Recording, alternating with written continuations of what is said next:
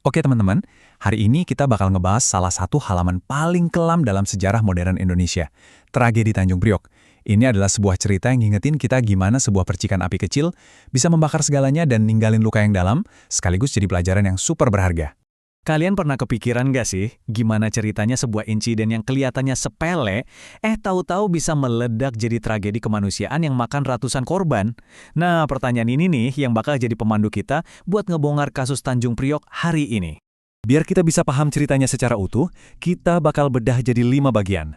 Mulai dari mana apinya pertama kali muncul, terus malam puncak tragedinya, lalu ada 2 versi cerita yang beda banget.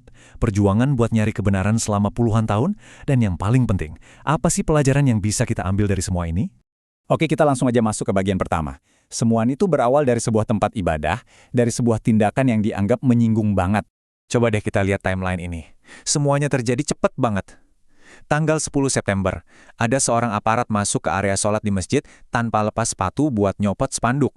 Buat jemaah, ini jelas tindakan yang gak sopan sama sekali. Kemarahan warga langsung meledak, motor aparat itu dibakar dan akhirnya dibalas dengan penangkapan 4 pengurus masjid. Cuma dalam 2 hari, insiden ini udah jadi kayak bola salju amarah yang makin besar dan gak terkendali. Nah, biar kita ngerti kenapa sebuah spanduk aja bisa jadi masalah besar, kita perlu tahu dulu situasinya waktu itu. Pemerintah Orde Baru lagi nerapin kebijakan yang namanya Asas Tunggal Pancasila. Gampangnya gini, semua organisasi, termasuk yang berbau keagamaan, wajib hukumnya menjadikan Pancasila sebagai satu-satunya ideologi. Nah, bagi sebagian kelompok, ini tuh rasanya kayak pemaksaan dan ngebatasin kebebasan mereka. Spanduk yang dicopot itu ya simbol perlawanan terhadap kebijakan ini. Sekarang kita geser ke bagian kedua, ke malam di mana semua ketegangan yang udah numpuk berhari-hari itu akhirnya pecah. Coba bayangin deh suasananya malam itu. Ribuan warga dipimpin sama seorang tokoh lokal bernama Amir Biki, jalan bareng dalam satu barisan besar. Tujuannya simple, minta 4 teman mereka dibebaskan. Tapi, pas masa sebesar ini sampai dan ngepung markas Kodim Jakarta Utara sekitar jam 11 malam, udaranya pasti tegang banget. Ada kemarahan, tapi mungkin juga masih ada harapan. Sayangnya, harapan itu nggak bertahan lama. Dan disinilah momen yang mengubah segalanya. Dalam situasi yang udah tegang banget itu, aparat dari Batalion Artileri Pertahanan Udara nembakin senjata mereka ke arah massa demonstran. Malam yang tadinya berisi tuntutan damai, tiba-tiba berubah jadi lautan darah. Oke, sekarang kita masuk ke bagian yang krusial banget, terutama buat kita sebagai pelajar yang lagi diasah buat berpikir kritis. Soalnya, ada 2 narasi yang benar-benar bertolak belakang tentang apa yang sebenarnya terjadi malam itu.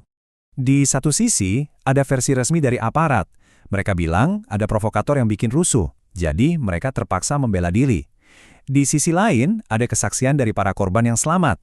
Cerita mereka kayak mimpi buruk, penembakan brutal tanpa peringatan ke arah kerumunan, dan yang lebih ngeri lagi, katanya jenazah-jenazah diangkut pakai truk militer diam-diam buat ngilangin jejak. 2 versi cerita, yang rasanya kayak datang dari 2 planet yang berbeda. Menurut pemerintah Orde Baru, secara resmi, mereka mengumumkan angka korban tewas. Kata mereka, cuma 24 orang yang meninggal dunia malam itu.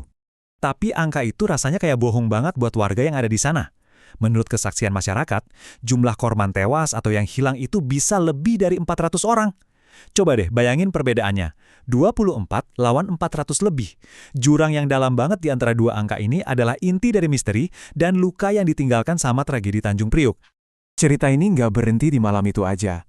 Yuk kita lihat bagian keempat, tentang perjuangan yang luar biasa panjang dari para korban dan keluarga mereka buat mencari kebenaran dan keadilan yang butuh waktu puluhan tahun.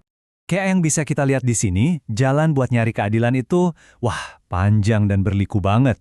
Baru setelah rezim Orde Baru jatuh di tahun 98, para korban akhirnya berani buat buka suara. Komnas HAM sempat bikin tim investigasi, tapi laporan awal mereka justru bikin kecewa banyak pihak. Tapi para korban gak nyerah. Karena tekanan publik yang kuat, akhirnya di tahun 2003 dibentuklah pengadilan HAM ad hoc khusus buat kasus ini. Tapi gimana hasilnya? Pengadilan yang harusnya jadi puncak perjuangan, malah terasa anti klimaks. Para jenderal dan pejabat tinggi yang diduga paling bertanggung jawab malah bebas dari tuntutan. Cuma beberapa prajurit di lapangan yang dihukum, itu pun sebagian vonisnya dibatalin lagi. Buat para korban, ini jelas pukulan telak. Keadilan yang mereka tunggu puluhan tahun rasanya masih jauh banget.